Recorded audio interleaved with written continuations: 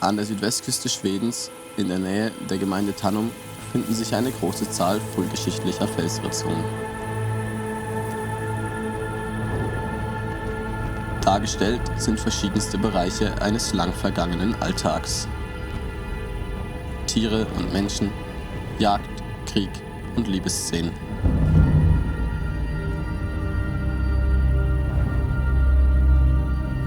Am eindrücklichsten aber sind die Schiffsdarstellungen. Sie zeigen lange, geschwungene Boote, oft mitsamt Besatzung. Die große Anzahl der Schiffe scheint diesen dabei eine besondere Bedeutung beizumessen.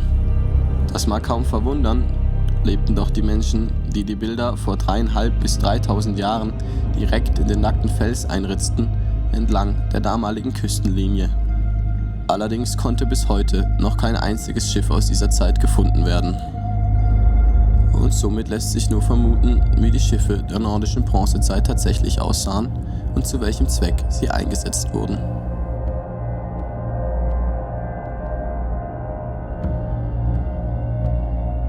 Die Anzahl der dargestellten Besatzungsmitglieder spricht für sehr große Schiffe mit hochgezogenen Steven an Bug und Heck. Fortbewegt wurden sie durch Spitzpaddel, die in den Bildern oft ebenfalls Beachtung finden. Über die genaue Konstruktionsweise sowie die eigentliche Funktion der Schiffe lässt sich jedoch weiterhin nur spekulieren. Eine Möglichkeit wäre der Transport von Waren aus ganz Europa, allen voran Luxusgütern wie Bronze. Archäologische Funde deuten auf weitläufige Handelsnetze der skandinavischen Bewohner bis nach England und in den Mittelmeerraum hin. Hochseetaugliche Schiffe könnten dabei eine zentrale Rolle eingenommen haben, die die skandinavische Küste über das Meer und die großen Flusssysteme Europas mit Großbritannien und dem Mittelmeer verbanden. Vorausgesetzt, diese Schiffe konnten so eine Reise bewältigen.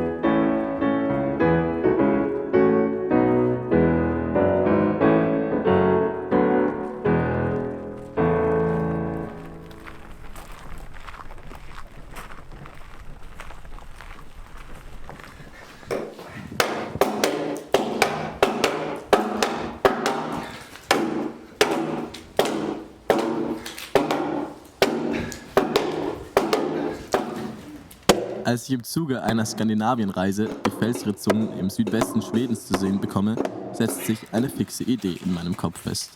So ein Boot sollte man mal nachbauen und ausprobieren. Weniger, weil man damit wissenschaftlich irgendetwas beweisen könnte, dafür fehlt die Quellengrundlage, nein, eher um des Abenteuers willen, den ein solches Experiment mit sich bringen würde.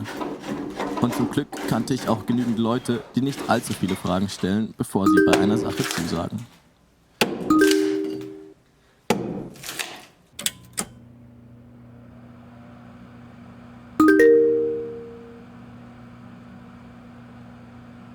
Im Herbst 2021 hatte ich eine Crew zusammen und der erste Eintrag im Bautagebuch hält folgenden Zeitplan fest. Nachdem die Idee und die Crew also feststanden, ging es an die Recherchearbeit. Wie genau könnte so ein bronzezeitliches Boot konstruiert gewesen sein? Tatsächlich existieren zwar keinerlei Funde aus der Bronzezeit, aber es gibt einen Bootsfund aus Dänemark, der in die Eisenzeit datiert, also rund 1000 Jahre jünger ist als die bronzezeitlichen Darstellungen.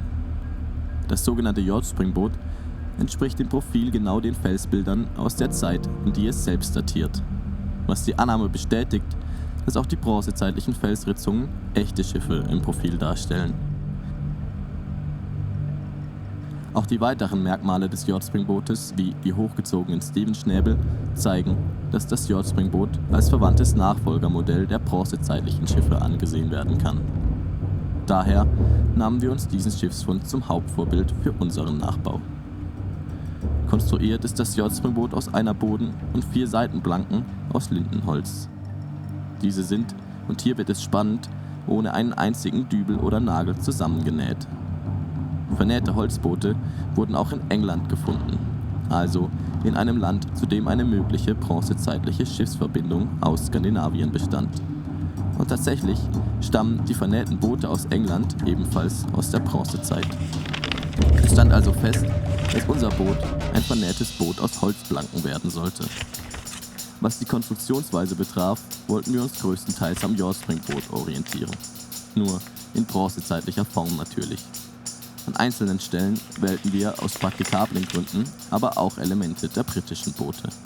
Den Winter über ging es also daran, das Material zu organisieren, Baupläne zu zeichnen und Oma zu fragen, ob wir ihre Garage als Schiffswerft verwenden dürften.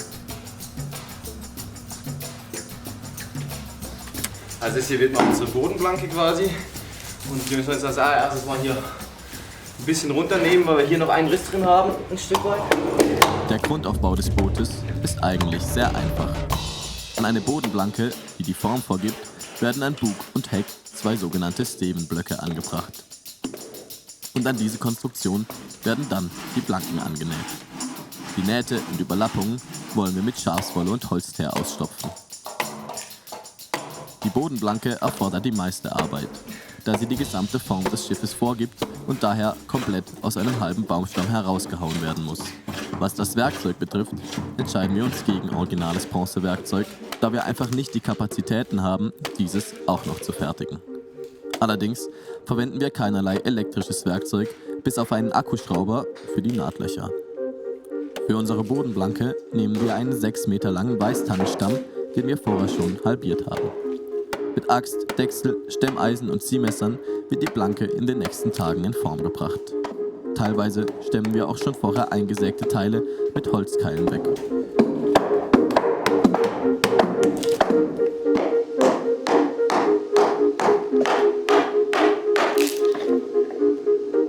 Trotz des schon halbierten Stammes und modernem Stahlwerkzeug braucht es mehrere Tage und einige Plackerei, bis unsere Planke die gewünschte Form kriegt.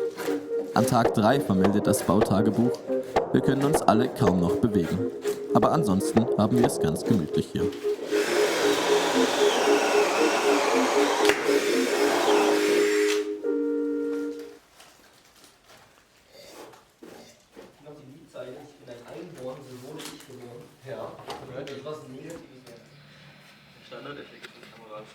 Für die Stevenblöcke nehmen wir ebenfalls 2 kurze Weißtannenstücke.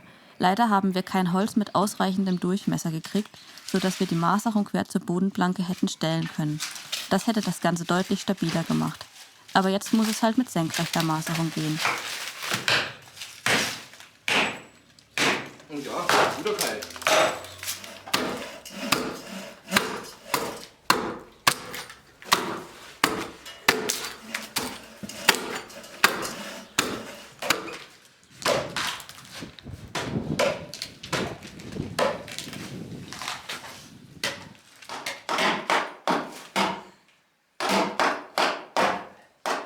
Die Blöcke werden mit Axt, Dechsel und Stemmeisen ausgehöhlt. Wir lassen die Seiten zur Sicherheit aber etwas dicker.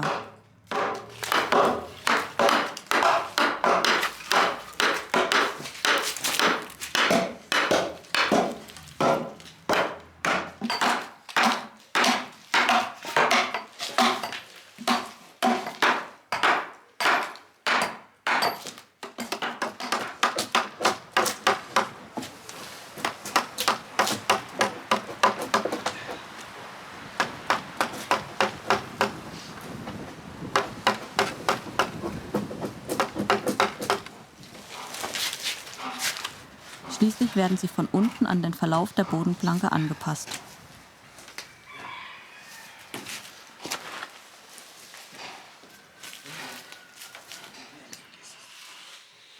Wir haben die Stiegenblöcke fertiggestellt. Die haben wir schon stabilisiert, damit sie nicht ausreißt. Und wir haben sie angepasst, dass sie hier drauf passen. Allerdings schließen sie nicht wirklich bündig ab und wir kriegen die Lücke nicht passgenau, dass die wirklich wasserdicht wird. Das heißt, auf dieser Seite ist es anders als an der Frontseite ein bisschen, aber wir machen in beiden Fällen einen Reach.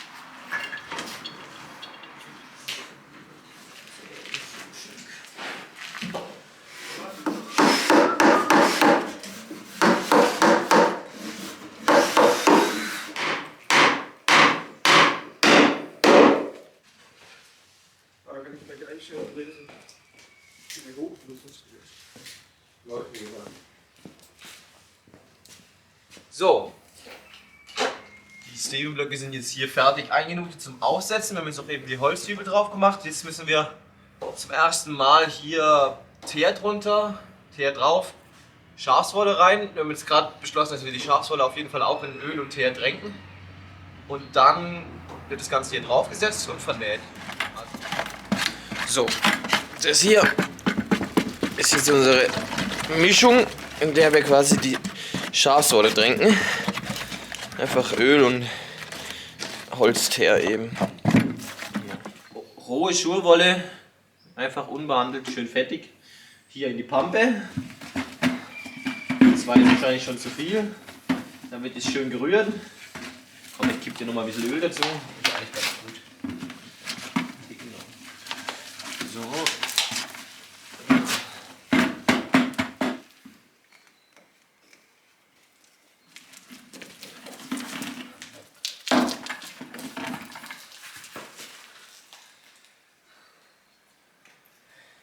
Jetzt müssen die Handschuhe, glaube ich, in Aktion sein. Sieht ja nicht mehr gut. Hier gibt es ja noch mehr. Boah, da muss ich so richtig schön hinlegen. Wieso geht das da keiner rein? So.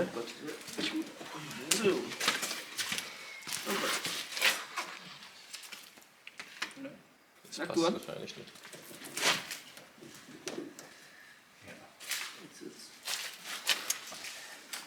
Das ist nicht ein Dübel, glaube ich. Ich bin mir nicht sicher. Der Dübel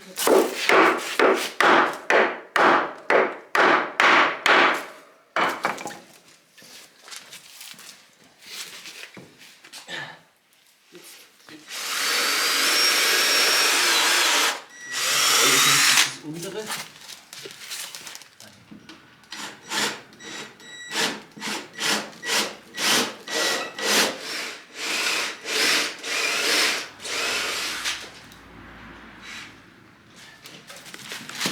Das kann noch mehr sein.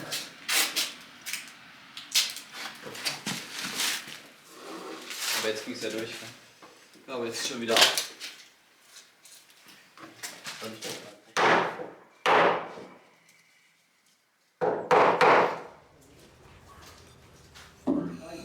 Die Planken aus Weißtanne haben wir uns aus Zeitgründen schon vorsägen lassen, statt sie aus einem Stamm herauszuhauen. Sie werden zuerst nochmal glatt abgehobelt und dann werden sie mit einer Lasche versehen, dort wo sie sich später überlappen. Die schwierigste Arbeit ist, die über 5 Meter langen Planken nun in die richtige Form zu biegen. Dafür wird immer jeweils eine Planke aufgebockt. Dann werden lange Hebel an jede Seite gebunden, die man wiederum mit Schnüren und Heringen am Boden fixieren kann.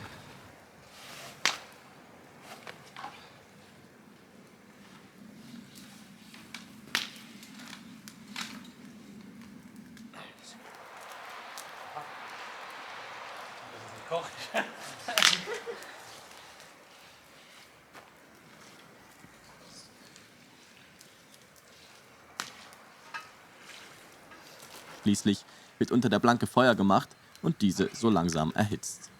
Zwischendrin wird die Planke immer wieder gewässert, damit sie nicht verbrennt. Und jetzt machen wir es sehr, sehr nass und halten voll drauf. Ich glaube, das kann man so sagen. Das heißt, dass es nicht trotzdem reißt, aber das werden wir noch sehen. An den Hebeln kann nun Stück für Stück nachgespannt werden und damit bringen wir die Planke ganz langsam in die richtige Verdrehung. Also heute ist Sonntag vor allem. Sonntag ist scheiße.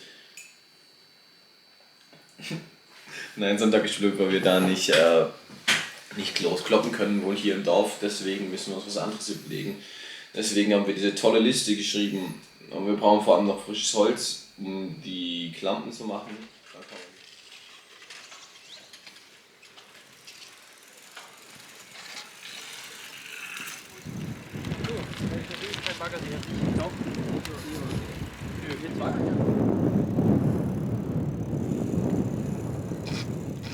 Greif zu. Alles Holz, das wir für die Kleinteile des Bootes benötigen, dürfen wir uns beim Grünschnitt der Gemeinde nehmen.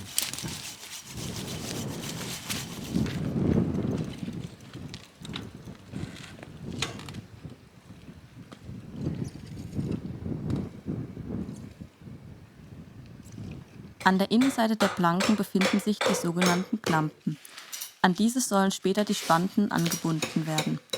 Da wir die Planken bereits vorgesägt haben, können die Klampen nicht direkt aus dem Material herausgearbeitet werden. Wisst ihr, wo der Zollstock gelandet ist?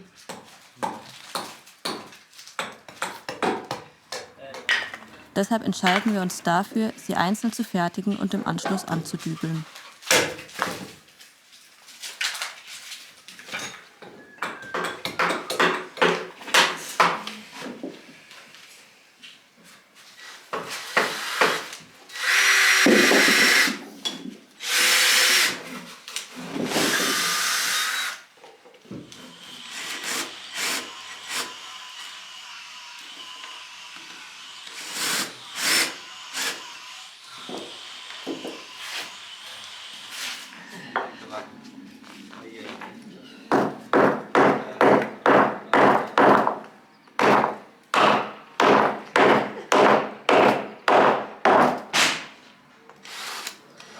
Knapp ist es auch, aber von der Biegung. Mach mal so, dass es bei dir noch klein reicht. Nachdem die Planken soweit sind, können wir endlich mit der richtigen Vernäharbeit anfangen. Die Plankenlaschen werden mit Holzteer bestrichen und mit Schafswolle belegt. Ist da unten drunter irgendwas? Zeitung. Noch und Holz. Sieht gar nicht so undicht aus hier. Ja, aber weil halt Unmengen Schafswolle drin ist. Dann beginnt die eigentliche Näharbeit. Dafür nutzen wir geteertes Juteseil. Im Original dürften die Seile wahrscheinlich eher aus Lindenbast oder Kiefernwurzeln gewesen sein, denn Jute war in Skandinavien während der Bronzezeit noch nicht heimisch. Doch da es eine für uns bezahlbare Naturfaser ist, entscheiden wir uns für den Kompromiss. Jetzt ist ganz gut. Ja, ja. Auch für den Holzteer gibt es keinen richtigen Beleg im nordischen Schiffsbau bis zur Wikingerzeit. Aber das Material existiert schon in der Steinzeit und ist für uns somit eine akzeptable Lösung.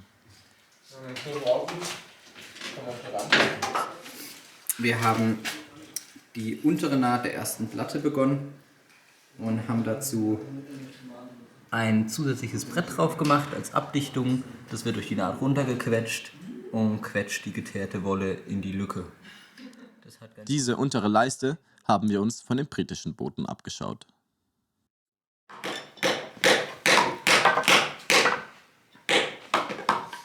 Gar keine Dokumentation mehr gemacht, was soll ich jetzt eigentlich tun? Nee, heute hatte ich keine Lust. Ich mache gleich noch eine Runde. Während Teile von uns noch mit Nähen beschäftigt sind, widmet sich der Rest schon mal den Schnäbeln des Bootes.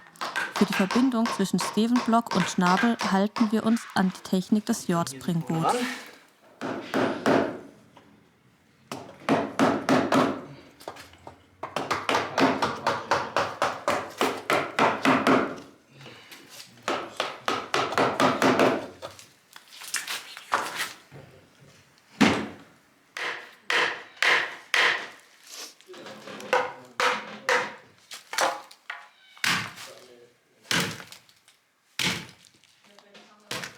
Die Form der Schnäbel ist allerdings ausschlaggebendes Element des bronzezeitlichen Bootstypus und wir orientieren uns dafür an den Felsbildern.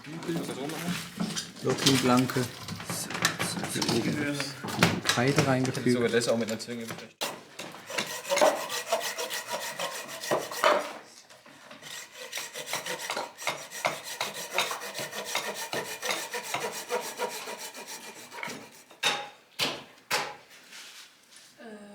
Ich hab's ja.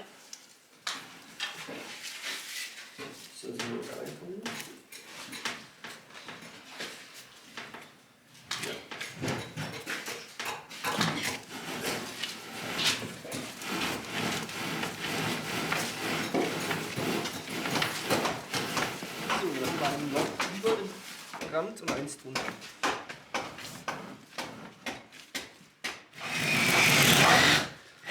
Ja, nein, ich mach das Boot kaputt.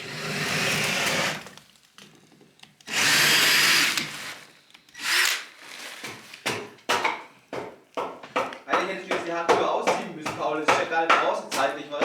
Also so wie die Handschuhe, also die sind so unganz, ich glaube, es ist schlimmer als ausziehen. Bronzezeitige Handschuhe, ja. Du musst nicht belegen.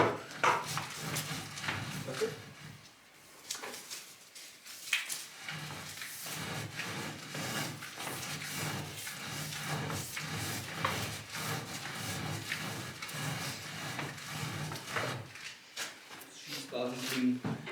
Gut. Läuft. Setzen wir das.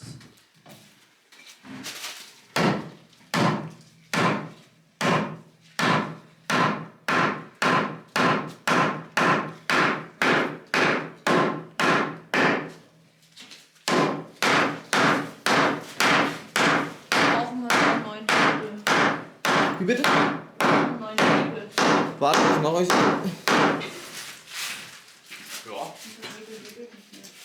Das ist unten. Ja, Hier seid ihr noch flach.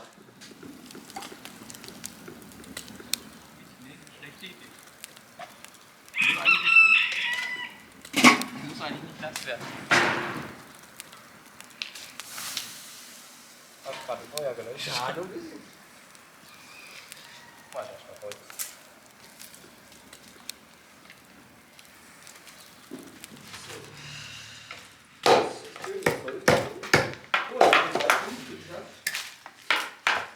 Während die oberen Planken in Position kommen, werden als letztes Bauelement noch die Duchten, sprich die Sitzbänke gefertigt, die später mit den Spanten verbunden werden sollen.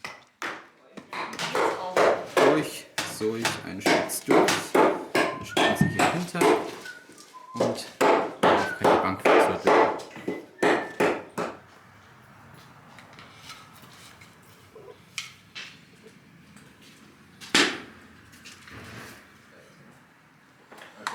Nee, unten haben wir viel mehr. Ja, Weiß es nicht so richtig. Na, die Wolle muss schon auch, aber da ist ja schon Teer, vielleicht sehr hoch für die Wolle.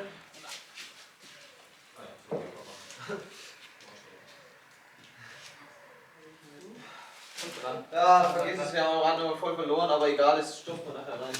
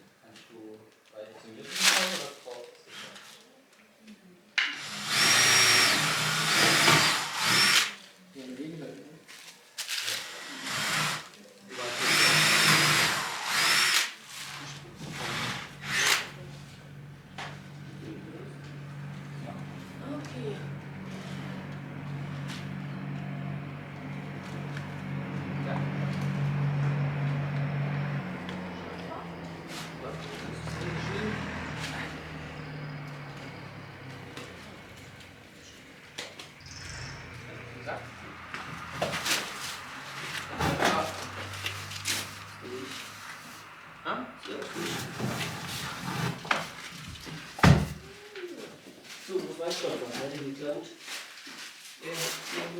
Wer hat den geklaut? Also nachdem gestern die erste obere Planke so gut dran ging, die müssen wir glaube ich noch ganz kurz fertig machen. Vorne ein bisschen Gleich die zweite obere Planke dranhauen. Die muss man kurz noch beklampen, zurechtsägen und dann dran damit. Hier habe ich meinen Bleistift.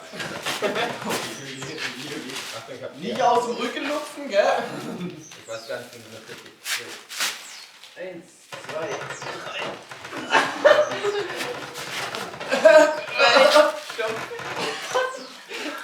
Es geht nicht! Die Fragen werden alle noch viel leichter. Ja, das trocknet durch.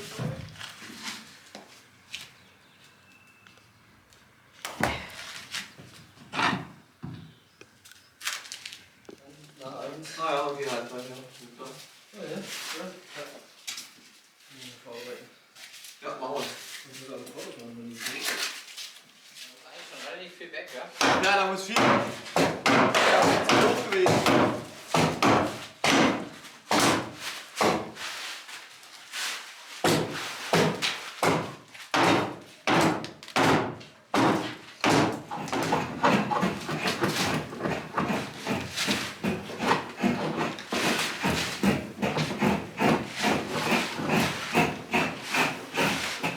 Was darf denn sein? Bänkereien, Anstrich dran, fertig, die Scheiße. Ah, das ist ewig, als ich das gelesen habe. Ein bisschen anblendet, wenn man da nach hinten geht. Nur kalt ist heute. Kaltes Feuer. Also gut, und irgendwas Gebackenes hättet ihr noch bestimmt gewünscht. Ich habe gesagt, ich würde euch noch ein Schwammlächeln euch so an, habt ihr noch gewünscht. Das ist so luxuriös. Das ist so. Weißt du, Weiß ich, du hattest schon mal was von Käsekuchen ja, erzählt? ja, da muss halt Für die Spanten nutzen wir Haselruten, die wir über dem Feuer biegen und dann mit den Bänken verbinden.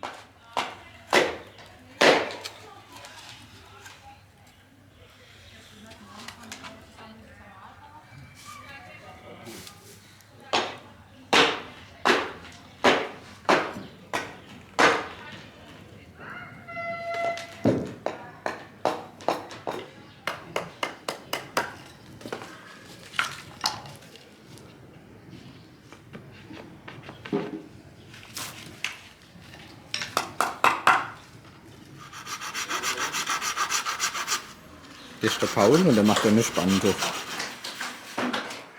Tuchten und Spanten werden schließlich an die Klampen gebunden. Dadurch verteilt sich einerseits der Druck der Bänke auf die Planken und andererseits wird das Schiff insgesamt noch einmal etwas stabiler. Zum Schluss wird die komplette Außenhaut des Bootes mit einer Mischung aus Teer und Öl bestrichen. So habe ich mir das vorgestellt, farblich.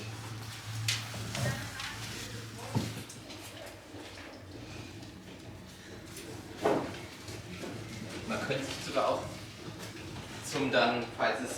Jetzt nach hinten, oder? Scheiß schwer, das Boot. Ah, hier stimmt.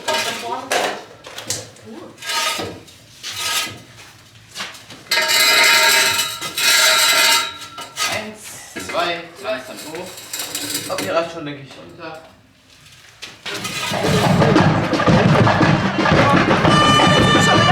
Ja, ja, du musst noch Zeug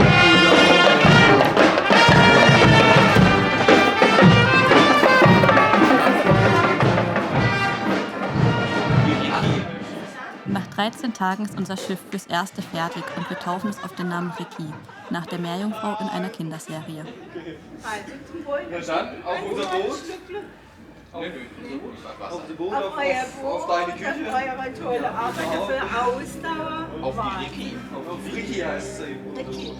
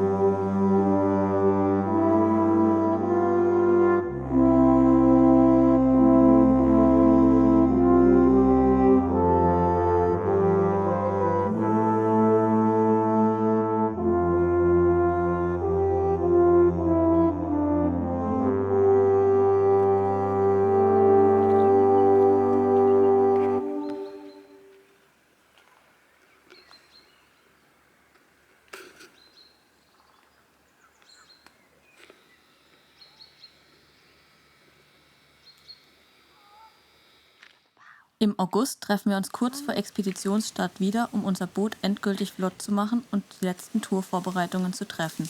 Schon im Juni haben wir versucht, den ersten Test mit der Ricky im Wasser zu machen. Dabei hat sich jedoch ein Problem ergeben. Unsere Bodenplanke ist zu schmal in der Mitte und die Planken sind zu wenig verdreht, sodass die Ricky nicht breit genug ist für ihre Höhe und im Wasser stark nach links kippt. Die Lösung ist ein Ausleger, den wir jetzt im August kurz vor Tourstart besorgen. Durch dieses Problem war es uns allerdings bisher nicht möglich, unser Boot zu testen. Wir wissen also kurz vor Tourstart weder, ob unsere Auslegeridee funktioniert, noch ob die Ricky überhaupt richtig dicht hält, geschweige denn uns alle trägt oder sich steuern lässt.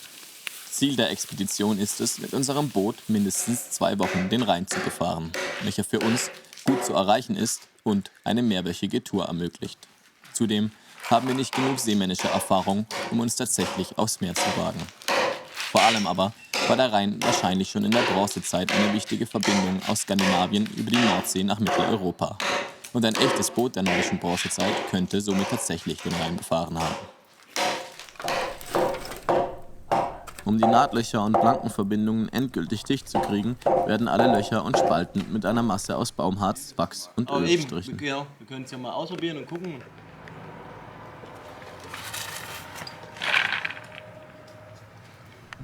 Also die Enden anziehen, aber eigentlich auch, also da drüben unten, die sind auch ziemlich locker. Aber das ist gar nicht so leicht. Da wird echt nur was unbedingt Nötiges, weil. Genau, kriegst du Finger drunter, also das muss noch. Und die sonst locker sind, würde ich mit dünnen Schnüren, zwischenschnüren. Würde ich hier dazwischen 2 Schnüre ziehen. Die Zurrungen der Planken haben sich durch das Trocknen des Holzes etwas gelockert und müssen wieder festgezogen werden. Wo kommt denn die dünne Schnur raus? Habe ich vorhin noch eingesteckt. Ich wollte eigentlich meine Hose damit flicken. Aber jetzt bleibt die Hose halt ungeflickt, weil ich erst das Boot flicken muss.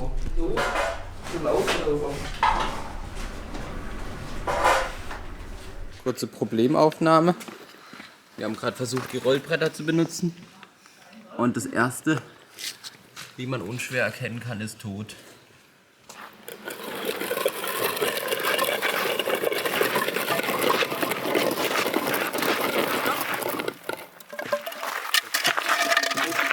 Ich glaube, wir sind so ein paar Tage. Da wir auf unserer Tour mehrfach umtragen müssen, benötigen wir etwas Transportables, womit wir die Ricky bewegen können, da sie zu schwer ist, um getragen zu werden. Letztlich entscheiden wir uns einfach für mehrere Rundhölzer. Das ist zwar anstrengend und langwierig, könnte aber so schon in der Bronzezeit stattgefunden haben. Und die Hölzer halten dem Gewicht der Ricky problemlos stand. Für den Transport zur ersten richtigen Testfahrt nutzen wir dann aber ein letztes Mal den Anhänger.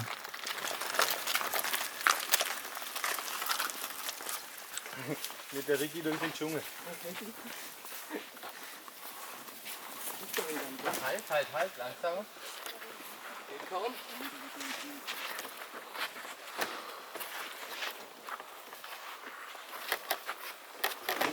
Passt auf eure Füße auf, gell? Da unten kommt eine kleine.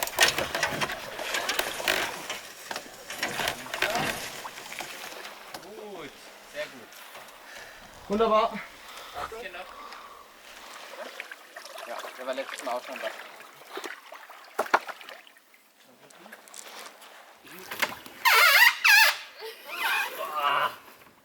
Drin? Boah, sie sticht. Schaut mal. Ich würde ja gern. Sie sticht. Da kommt Wasser rein. Hier auch. Direkt nicht mal so her.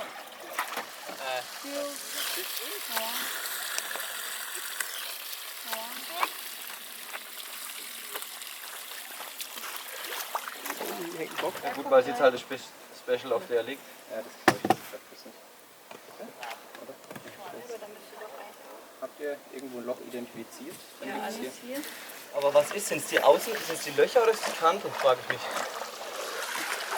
Das auch nicht. Auf der Seite habe ich schon das Gefühl, dass die Löcher da sind. Kommt auf jeden Fall richtig Wasser, oder? Aber ich weiß nicht so richtig, weil wenn es die Kante wäre, dann müsste doch auch jetzt Wasser kommen.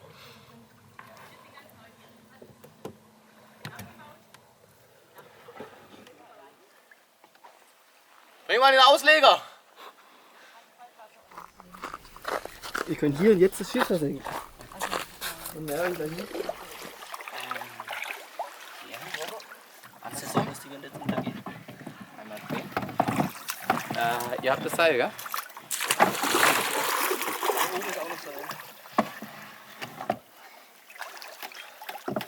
Seite anfangen.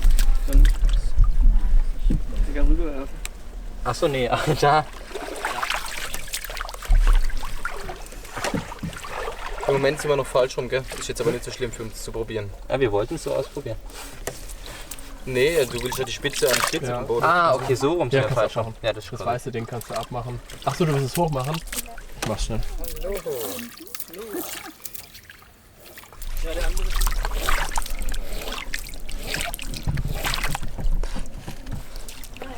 Ja, Nummer uno. Okay.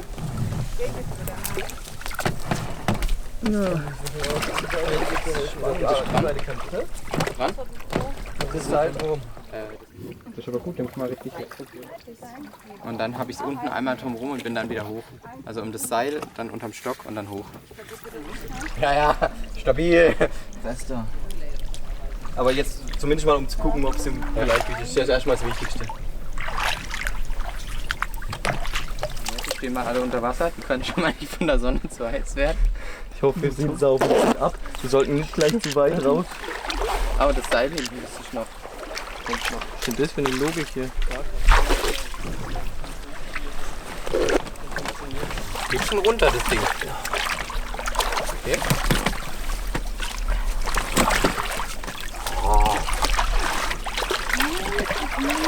Also wenn ich das Gefühl habe, dass wir wirklich immer mehr Wasser ziehen, umso tiefer wir kommen, ist alles gut. Let's go! Vor uns frei, stopp. Mal alle Gas geben! Wir schwimmen zwar nur so halb, aber wir schwimmen so schnell. Also das mit den 200 Kilometern. Ist noch mehr, habe ich das Gefühl. Aber wenn wir jetzt abrauchen, ist vorbei, weil ab hier ist kein Grund in sich. Auf geht's! Jetzt geht's.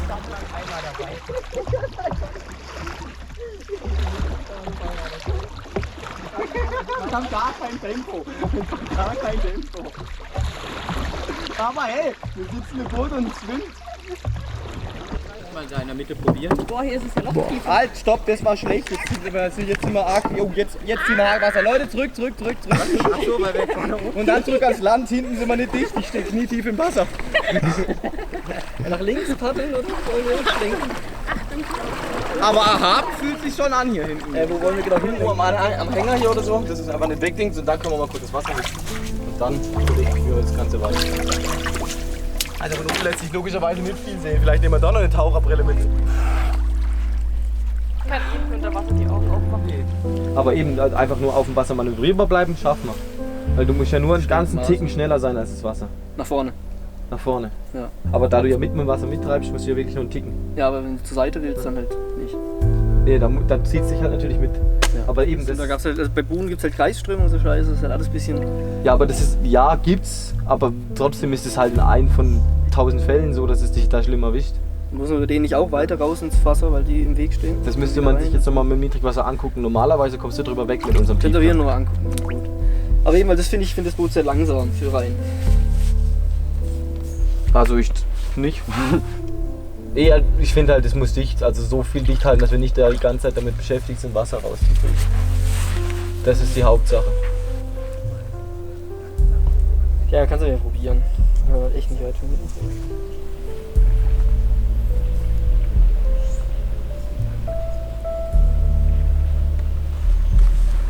Ich weiß nicht, wie geht's im Rest? Also ich glaube, dass wir eben nicht in große Gefahr laufen auf dem Rhein.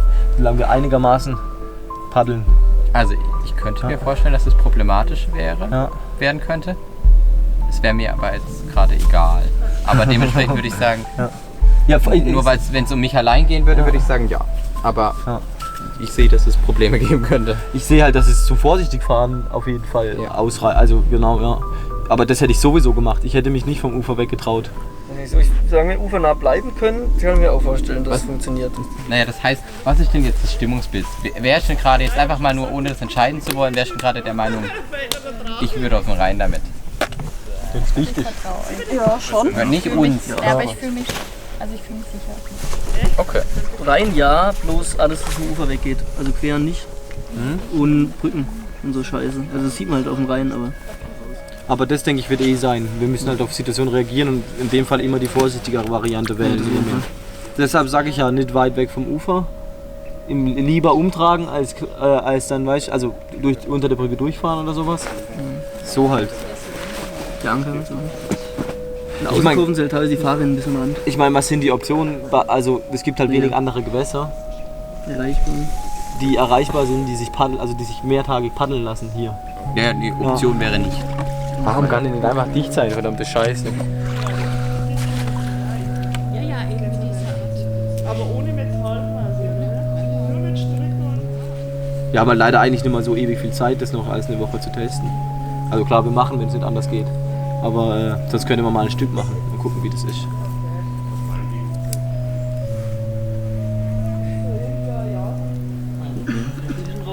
Also es wäre ja auch machbar. Na, also ein bisschen Wasser steht in diesen Booten, denke ich mal. Es gibt auch diese Doku von den Briten. Die haben auch immer Wasser im Boot. Das sieht man, als sie rumfahren. Nicht so viel wie wir, aber auch immer. Ja. Gut, packen wir es auf, holen wir Eimer, gucken wir mal, was genau. Und dann können wir immer noch überlegen, ob wir es über Nacht hier stehen lassen oder ob wir es nochmal zurückdingsen. Wir müssen ja auf jeden Fall nochmal das Gepäck durchgehen. Also rausholen, aufbocken? Ja. Mal 2 Eimer Wasser reinkippen. Mal gucken, wo es rauskommt. Nachdichten. Nachdichten. Und ablaufen. Eimer holen? Okay.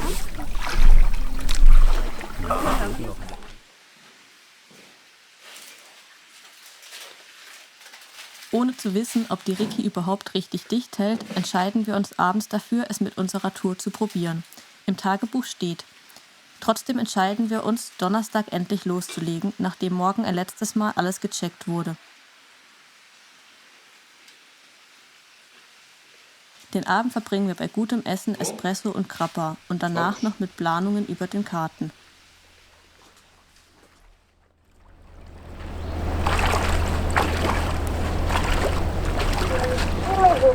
Under penalty of criminal prosecution. Ja, aber die gehen nicht weit, das ist hier auch We ask you to leave immediately under penalty of criminal prosecution.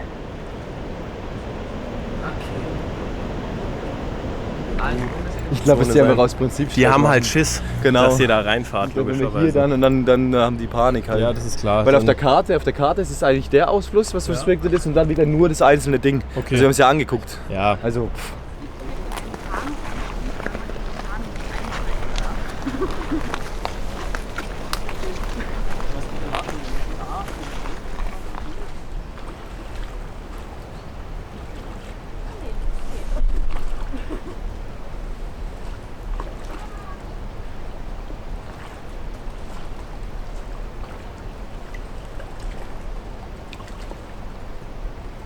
Am Morgen des Starts erwartet uns der Rhein mit schlechtem Wetter und dem ersten Zusammenstoß mit den Behörden. Nicht sehr vielversprechend. Als Startpunkt haben wir den Altrhein in Ottenheim gewählt, direkt hinter dem letzten Wehr.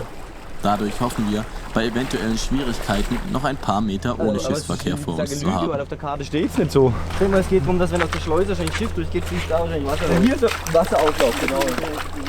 Aber das ist eigentlich nur vorne ist nur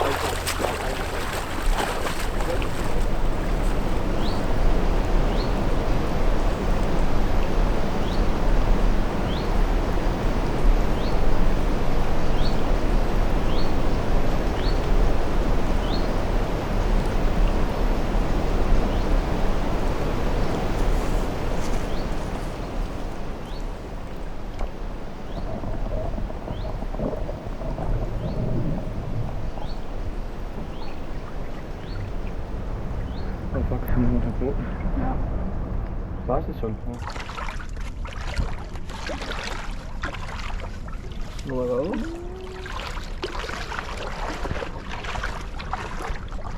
Ja, man merkt schon, dass es so runtergeht. Also Wasser. Meine Füße stehen im Trockenen. Ja, meine auch. Hau rein mit dir! Ah. Leute, es geht los! Es geht los! Lauf nicht, aber ich Was? gleich rein. Bringt wahrscheinlich gar nicht. Ich zieh die an, wenn meine Füße ein bisschen trocken sind. Also gar nicht. Paul, bist du drin? Los uns ab! Nicht kontern. Okay, wir dürfen uns tatsächlich, glaube ich, nicht zu doll nach rechts lehnen. Wir haben nicht mehr so viel trockene Sachen. Okay, und mal Vollgas! Ah! Leute, nicht bewegen! Und wenn der hier links runter kippt, müssen wir uns alle nach rechts lehnen. Ja, aber dann kippen wir nach rechts. Wir machen Notfallsignal Stamm.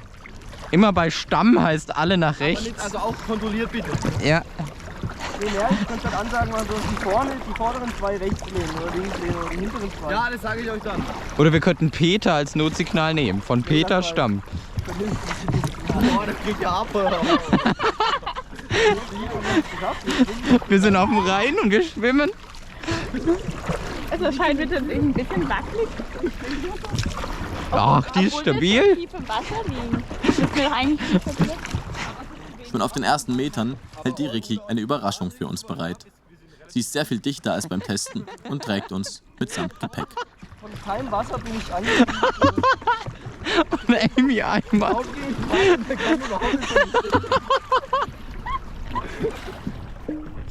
Live aus dem Boot. Eine von denen. So, also, wir haben soeben rein Kilometer 1 passiert, aber wir hatten noch ein bisschen Stress beim Start, weil wir eigentlich da, wo wir rein wollten, hinterm Wehr, dachten wir, wäre alles gut, auch laut Karte, aber die Schleuse gegenüber war nicht so erfreut, dass wir eingestiegen sind. Zumindest kamen laute englische, also erst Französisch, das haben wir nicht geblickt, aber dann deutsche und englische Ansagen, dass wir uns gefälligst verpissen sollen.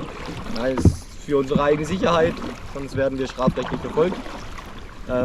Deswegen sind wir dann doch noch mal ein paar Meter weiter mit allem Gepäck und allem durch so einen Fluss durchgewartet. Aber jetzt sind wir unterwegs und schwimmen. Super Zusammenfassung. Merlin Ende.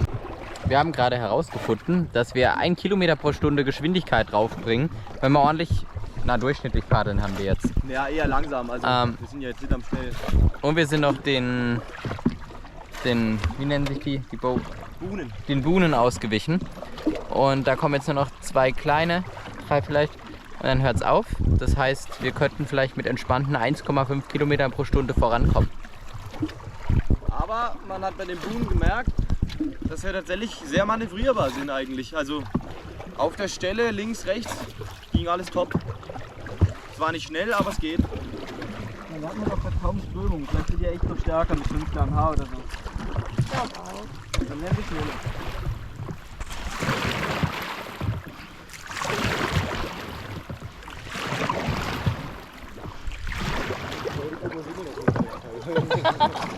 Ja, die Attraktion sind wir auf jeden Fall. Okay, und wieder normal. Das war eine recht scharfe Kurve. Ja. Also wir sind gut manövrierbar.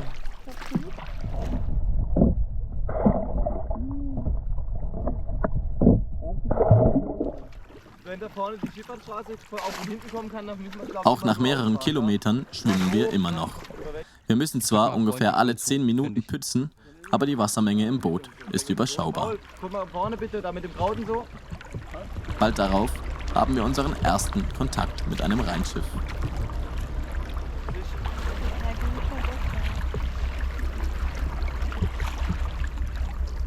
Hihi.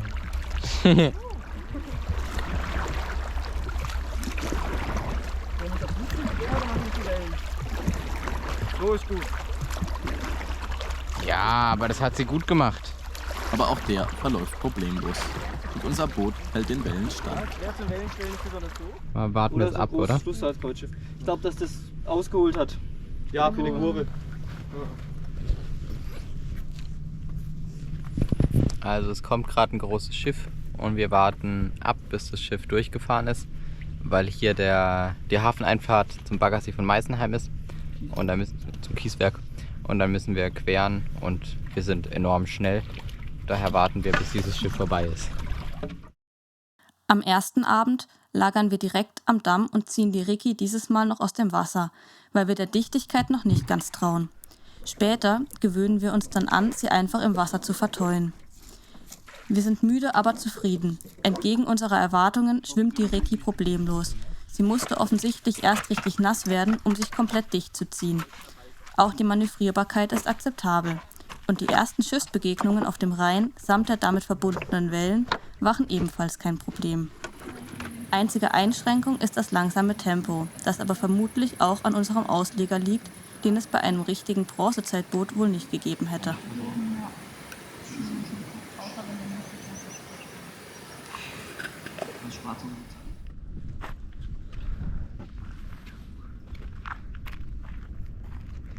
Am nächsten Morgen starten wir früh, denn heute liegen gleich die nächsten beiden Herausforderungen vor uns. Bei Altenheim erwartet uns die erste Brücke und danach direkt der erste Umtrag. Nach kurzem Frühstück packen wir also das Boot und machen uns auf den Weg.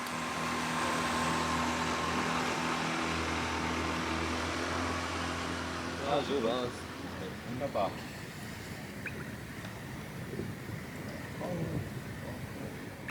Da habe ich mir doch schon mal Gedanken gemacht, wie das Boot hier runtergeht. Ja, guck. Ja, aber sieht man, wer Schwermatrose ist. Ja, wer doch über dem Schwermatrosen steht, wenn die Schwermatrosen schon so leicht sind. Der Massivmatrose. Aber nicht alle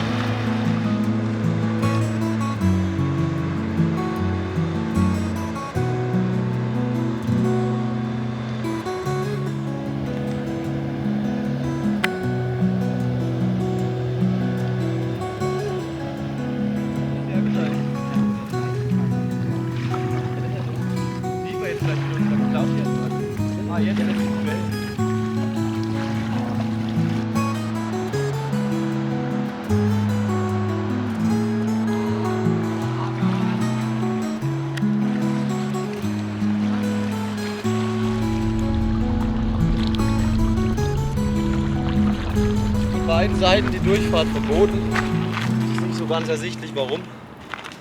dran ist ein direkt Kieswerk. So Kiesgrube, Beladestation vielleicht deswegen. Ich würde vorschlagen, wir fahren direkt bis hin, ziehen es die 15 Meter drunter durch und dann fahren wir weiter. Weil auf die Mitte fahren ist Harakiri, glaube ich, weil man nicht sieht, was kommt von wo. Und dann ist direkt dahinter schon dieser Yachthafen. Dann würde ich sagen, jetzt Müsli-Riegel, dann fahren wir durch und dann machen wir Pause bei dem Yachthafen. Da können wir mal gucken, ob da wer ist, ob es da Wasser gibt und so eine Mittagspause machen.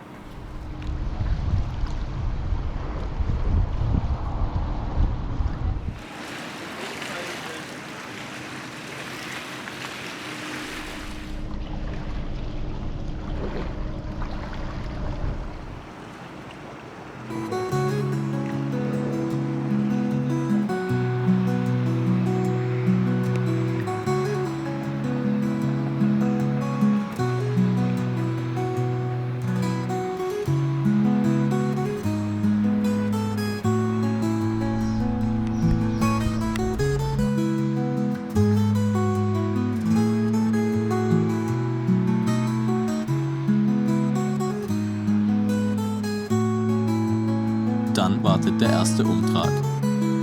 Wir sind angelandet und suchen jetzt nach einer guten Möglichkeit, hier dieses Kraftwerk zu überwinden.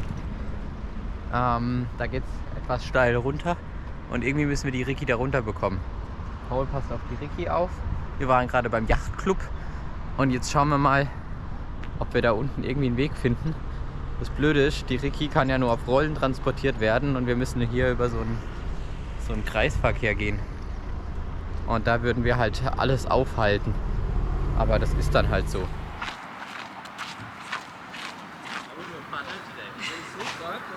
Das schwere Zeug tragen. Gemein nicht.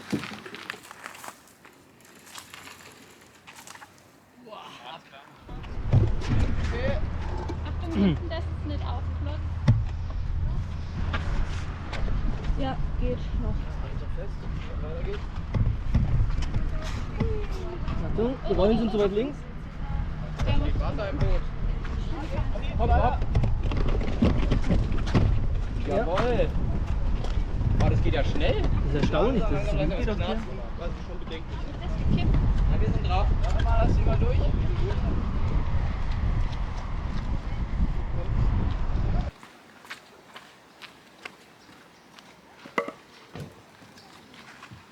wir haben schon ein ganz gutes Stück geschafft.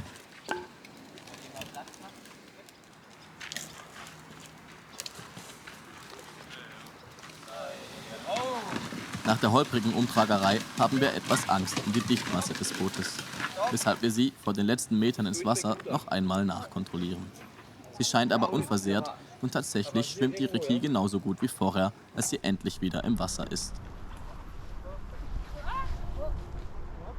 auf alle drauf? Nachdem wir also auch den ersten Umtrag problemlos gemeistert haben, gewinnen wir immer mehr Vertrauen in unser Boot. Und Ricky scheint sogar von Tag zu Tag dichter zu werden. Es entwickelt sich in den nächsten Tagen eine entspannte Tourroutine mit einem immer ähnlichen Tagesablauf. Na, wie war die Nacht? Gut eigentlich. Wie war der Wind?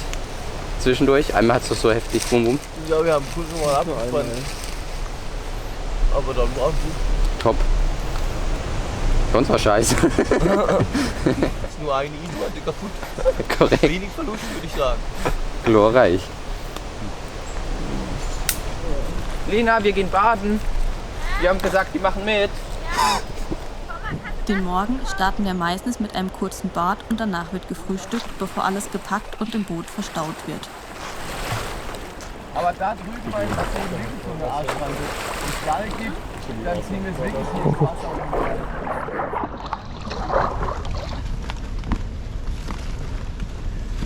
Irgendwie bin ich mit unserer Küchenaufteilung noch nicht so zufrieden.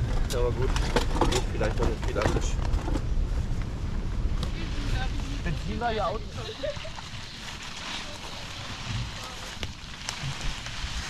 Nachleben quasi. Oh Gott,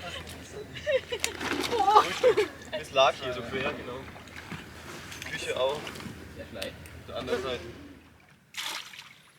Ja, das war vielleicht. Bevor wir losfahren, binden wir den Ausleger neu an, um sicherzugehen, dass er richtig sitzt. An die Widrigkeiten, die der Rhein eine bietet, haben wir uns schnell gewöhnt. Links gehen, also nach links ziehen. Ja, aber es geht nicht. Wenn du kannst. Jetzt rechts paddeln. Ja, wir sind dabei. Links zurück.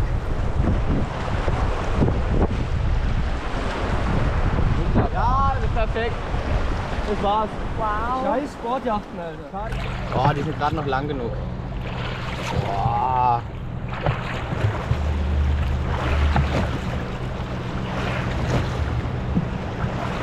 Boah, wie cool. Ah, ja. Ich will ja nicht gut herzklopfen, aber das war krass geil. Ja. So nah ist schon. Das ist nur hier, das ist halt Wand, da sieht es auf der Seite besser. Ist ja doof, wenn irgendwas rauskommt. Das sind so dumme, das sind halt 200 Meter. Mittags halten wir meistens irgendwo am Ufer, essen etwas und planen die verbliebene Tagesetappe. Bis in den Sportguthafen. 2/3. Ja, also das passt doch. Ja, ich denke mal, jetzt ist wahrscheinlich 1:30, 1:45. Das heißt, wir haben noch 3 Stunden etwa. Das sollte passen. Top. Juhu! Und vor allem geht die Schifffahrtsstraße schon auf die Seite rüber, also ganz eindeutig. Das heißt, wir sind eigentlich hier schon für uns ziemlich allein. Das ist eigentlich gut.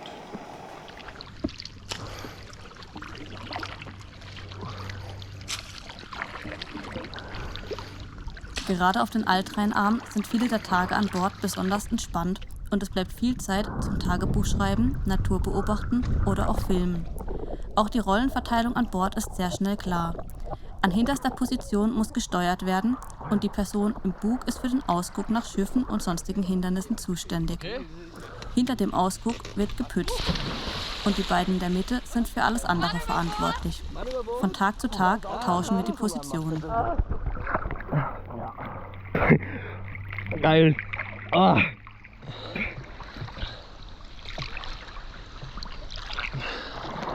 Jetzt haben wir noch einen Gang zurück hier, weil wir auch nichts sehen.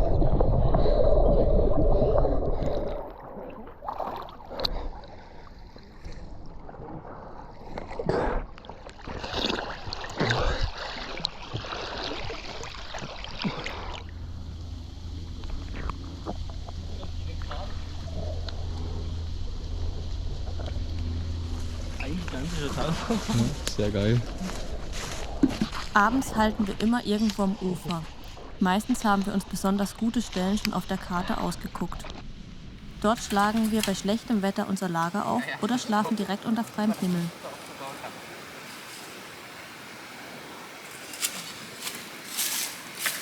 Jeden Abend wird gemeinsam gekocht und wir verbringen viele schöne Abende direkt am Wasser.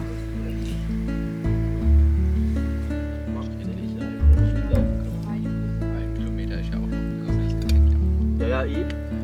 Treideln können wir ja quasi mit umwechseln. Im Logbuch steht dazu zum Beispiel: Jetzt gibt es gleich Reispilzpfanne an unserem wunderschönen Platz am Fluss im Abendlicht.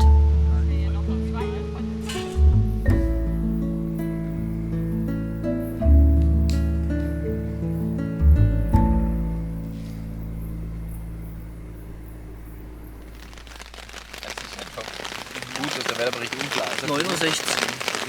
Das Wetter ist uns nicht immer wohlgesonnen. Also wir können das so viel. Hier zeigt uns aber noch Kinder am Boden. Es ist unklar.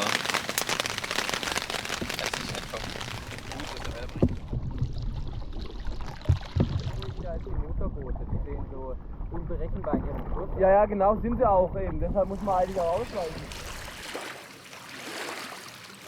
Die meiste Zeit ist es allerdings schön.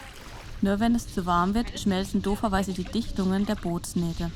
Daher müssen wir die Riki oft mit großen nassen Tüchern abdecken, die wir extra zu diesem Zweck mitgenommen haben.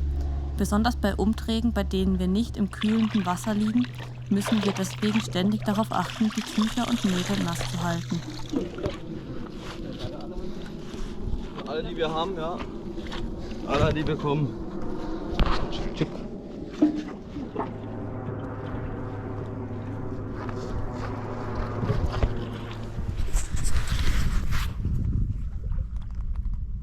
Oh ja. Ja, er steht zu groß, aber es ist schon. Dadurch, dass wir uns Tag und Nacht direkt am Fluss aufhalten, haben wir des Öfteren Begegnungen mit der Tierwelt des Rheins. Einmal sehen wir mitten am Tag einen Wels, der eine ganze Weile neben unserem Boot bleibt. 1,20 Meter. Hier. Jetzt würde ich den Wels aber nochmal gerne.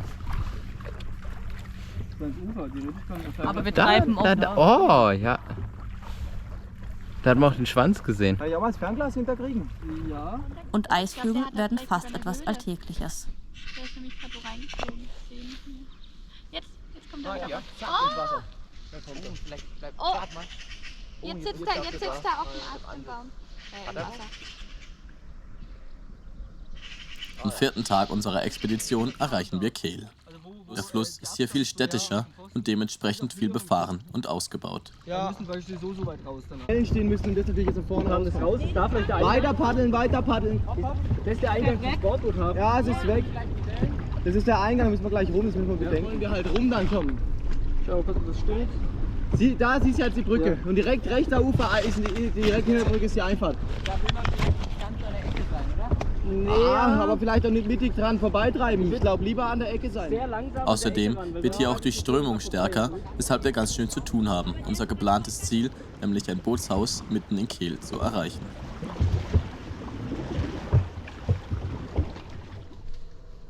Im Bootshaus Kehl dürfen wir tatsächlich nächtigen. Wir sind ziemlich stolz auf den Anblick unseres Bootes, das vor den ganzen Sportbooten am Steg liegt.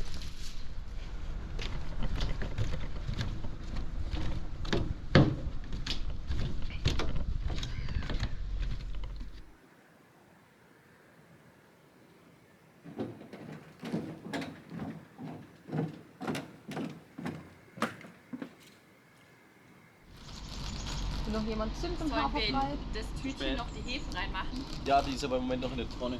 dass wir das nächste Mal alle finden.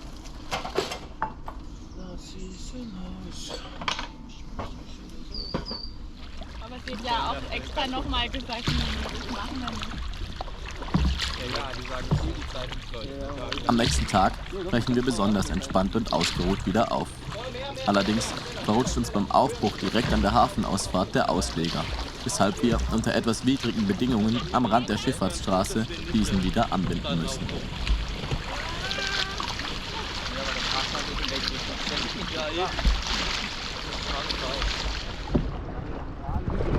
Zusammen mit den Paddlern in Kehl haben wir uns die Karten angesehen, weil uns der Umtrag, der uns in Gamsheim drohen würde, so kompliziert erschien. Und das ist er angeblich auch.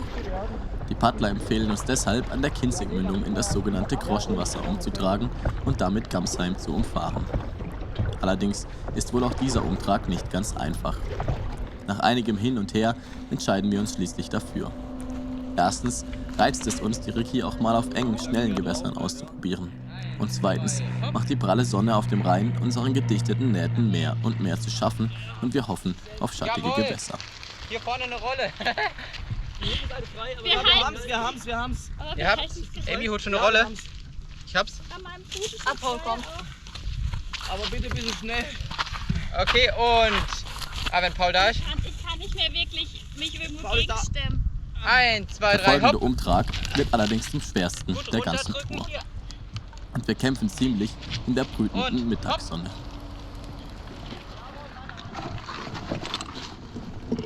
Braucht ihr Fräulein? Ja, und findest du schon steiler normal Dicken. Bisschen, ja. Hier finde ich, und hier ist halt so ungleichmäßig. Und hier finde ich es halt sehr gleichmäßig. Erst Wiese. müssen wir bei 35 Grad den Damm hinauf. Von dort einen extrem steilen Damm wieder hinunter in den Rhein-Seitenkanal.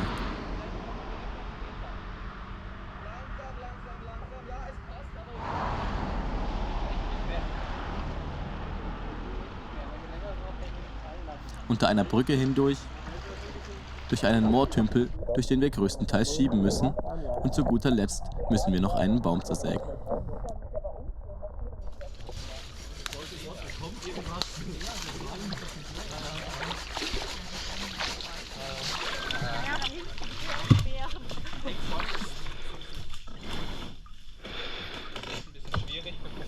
Noch Fische? Probiert mal noch ein Stück, nur ein kleines. Ja, sehr gut. Jetzt wird's. Moment. Weiter geht's.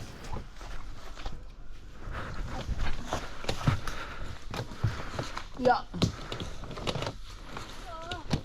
Als wir endlich wieder bei fahrbaren Gewässern ankommen, ist es schon Abend.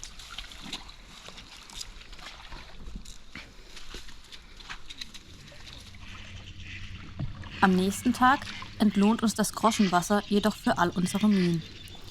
Das Wasser ist schattig und kristallklar.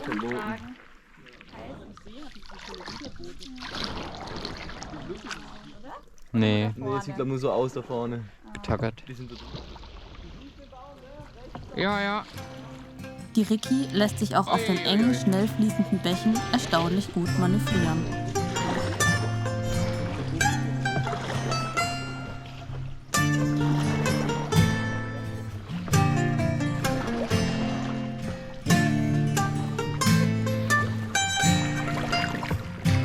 So ist top. Kurs halten.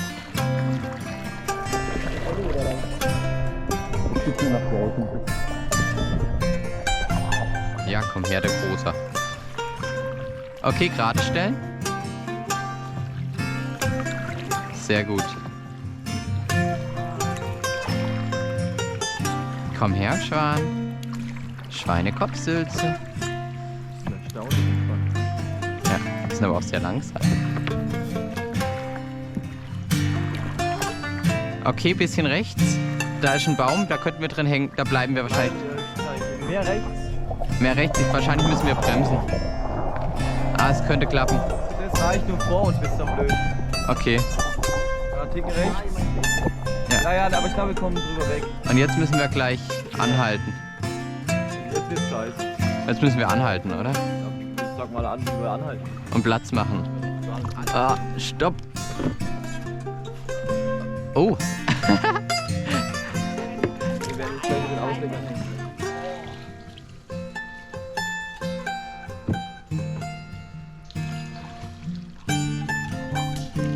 Ab und zu müssen wir aussteigen und uns freisägen. Oder in einigen Fällen auch aussteigen und uns ziehen. Formschön.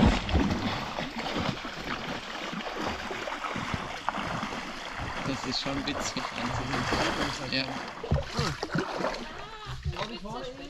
Ja. Ja, ich komm nur nicht dran. So.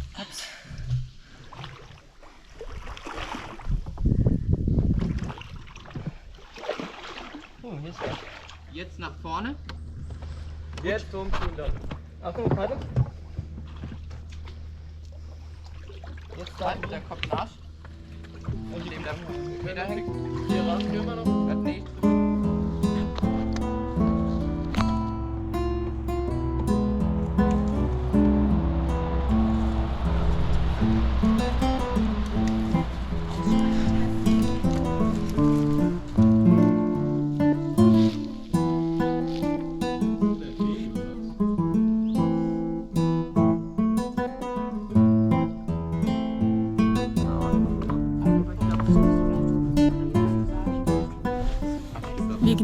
Tage im Auwald und auf den engen Gewässern. Die Rastplätze sind schön.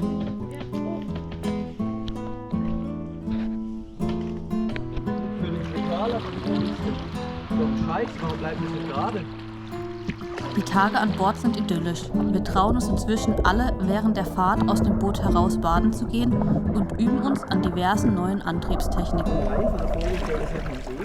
Nee, aber hier, weißt du so, hinten drauf, frei für den Mund, blaues Wasser. Jetzt hätte ich auch irgendwie Lust reinzuspringen. Hammer. Ja, hop off, hop on.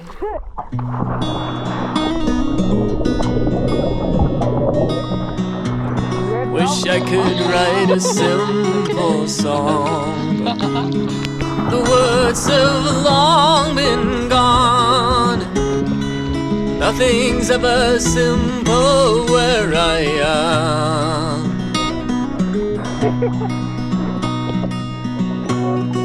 Wish I could say a simple word to make this cold heart burn. All I ever tried to touch was now.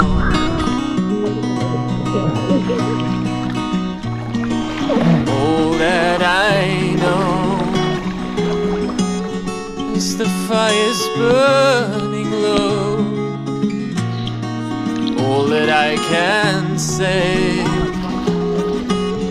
is heavy like the rain. The kind that's soaking in and weighs you down.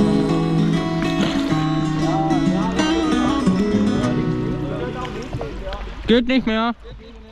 Ist rechts auch gut. Ein Problem sind jedoch die Brücken. Die meisten von ihnen sind so hoch, dass wir darunter hindurchfahren können. Licht sehen kann auch schlecht sein. Gut. Nächstes Mal fahren wir durch die Katakomben von Paris, das wird auch nicht. Ja!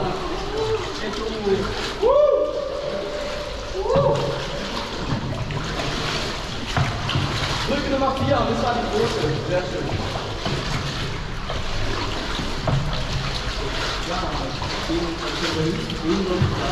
Oh, guck mal, die falsche! Oh ja. Ganz viel Birkenspanner.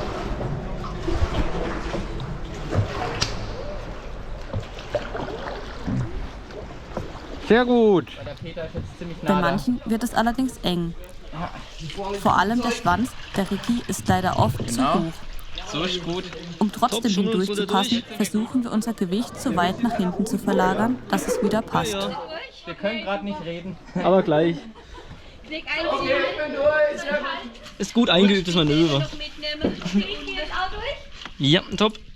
Und für den Fall, dass das nicht hilft, führen wir ein besonderes Manöver ein. How not to do ist das wahrscheinlich. So, also das ist diese Brücke und wir passen nicht ganz durch. Deswegen versenken wir jetzt unser eigenes Boot und hoffen, dass wir dann durchpassen. Mal schauen, ob das funktioniert. Wahrscheinlich nicht. Ja, ja, genau. Wir sind halt auf die Das Ganze fühlt sich absurd an, funktioniert aber erstaunlich gut.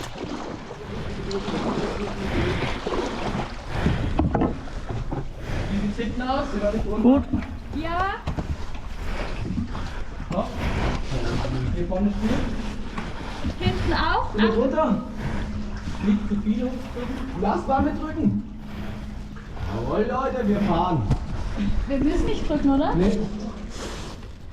Und ein bisschen zur Seite drücken? Ja, steuern kann man ganz gut. Wenn es geht, von dem Ufer weg. Ja, ist egal. Ich bin durch. Schon. Manchmal hilft aber auch das Versenken nichts mehr und wir müssen unser Boot wohl oder übel umtragen. Wir müssen gerade aufpassen, gleich rollt sie so ein bisschen nach dort abschüssig bei der mittleren Rolle. Und hier unten ist dumm steinige Wasser. Die brenzligste Situation der Reise erleben wir an der letzten Brücke im Groschenwasser. Da ist eine Stromschnelle und wir haben uns dazu entschieden, sie zu übertreideln, weil sie doch ein bisschen grenzwertig ist. Und dann versuchen wir langsam rückwärts unter der Brücke durch die Stromschnelle zu kommen. Das habe ich mir jetzt angeguckt, das ist das Hauptproblem. Also du kommst hier vorne, ich sehe keinen Einstiegspunkt.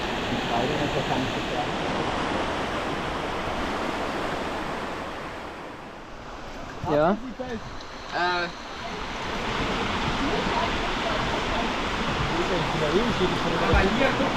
Emi, pass auf dich auf, stell dich lieber hinten dran. Ja, nicht zwischen Brücke und Ricky. Ja, okay. Bereit? 1, 2, 3. Bremsen! Und durchlassen! Durchlassen! Weiter! Könnt ihr bremsen? Achtung, mal Emi weg! Und weiter! Weiter! Verstecken!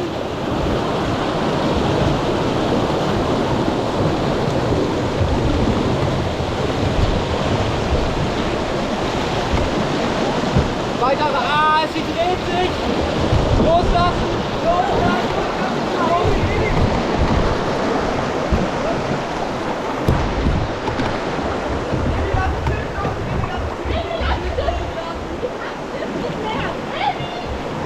Füße voraus, Hände um den Kopf! Eigentlich wickeln wir die Halteseile der Ricky um einen Baum, um der Kraft der Strömung standhalten zu können. Allerdings ist das Seil zu kurz und noch bevor wir ganz unter der Brücke sind, müssen wir es losmachen. Daraufhin ist es kaum noch möglich, das Schiff zu halten und plötzlich geht alles ganz schnell. Lena und ich können das Seil nicht mehr halten und Naemi wird gegen die Brückenwand gedrückt. Beim Versuch, sich loszumachen, erfasst sie das nun frei gewordene Schiff und drückt sie mitten in die Stromschnellen.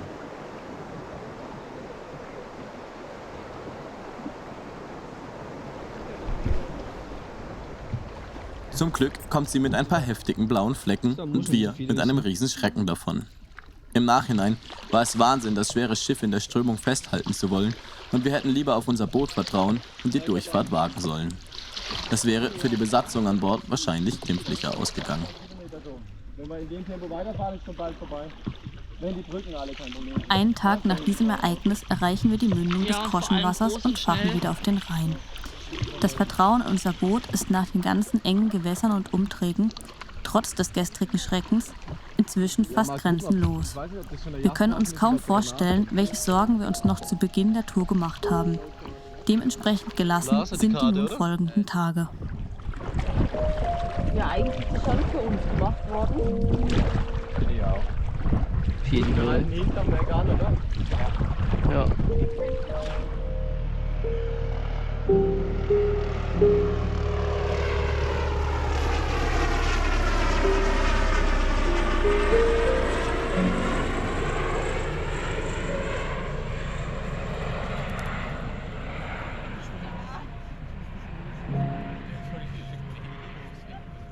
So schnell, wie wir einmal dachten, waren wir lange nicht.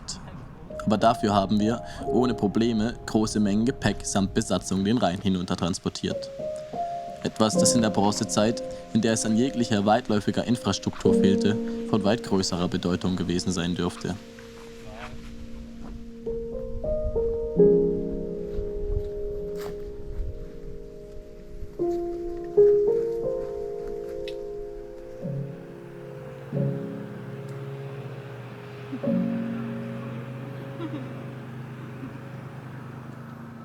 Na dann, eine letzte, was auch immer.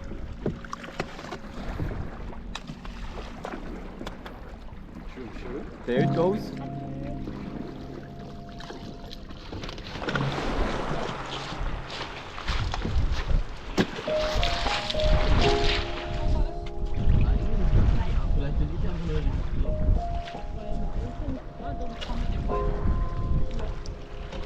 Führt sie hier hoch?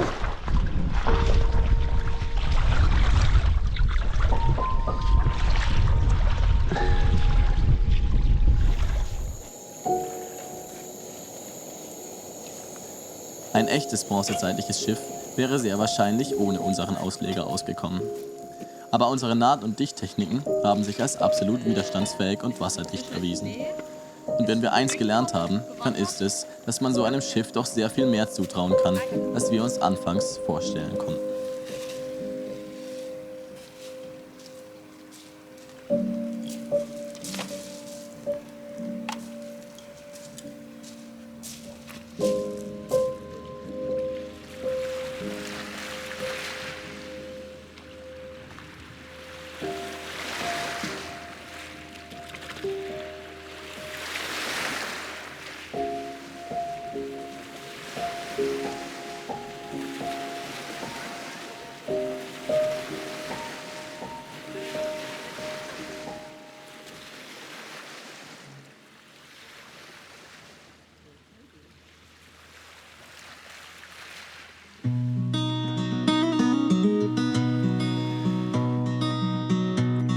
Wish I could write a simple song, but the words have long been gone. Nothing's ever simple where I am. Wish I could say a simple word to make this cold heart burn. All I ever tried to touch was now.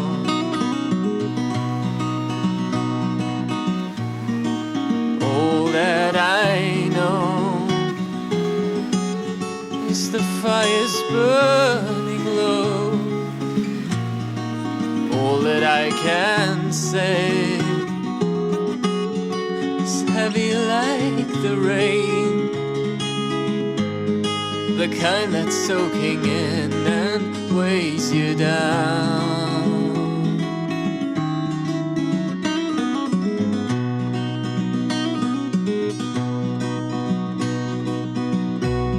I tried to sing about the sea of Canada and Italy, of all the places that I'd like to go.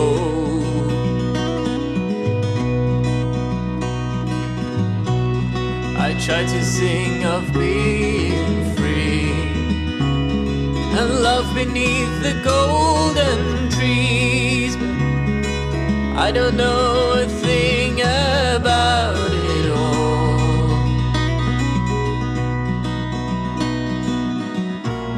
Wherever I go, I'm dreaming of the coast. Wherever I stay, I just dream of running away.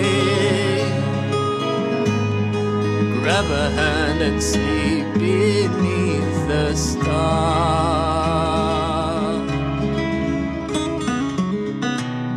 Wish I could write a simple song, but the thoughts race on and on. All I really know is I'm alone.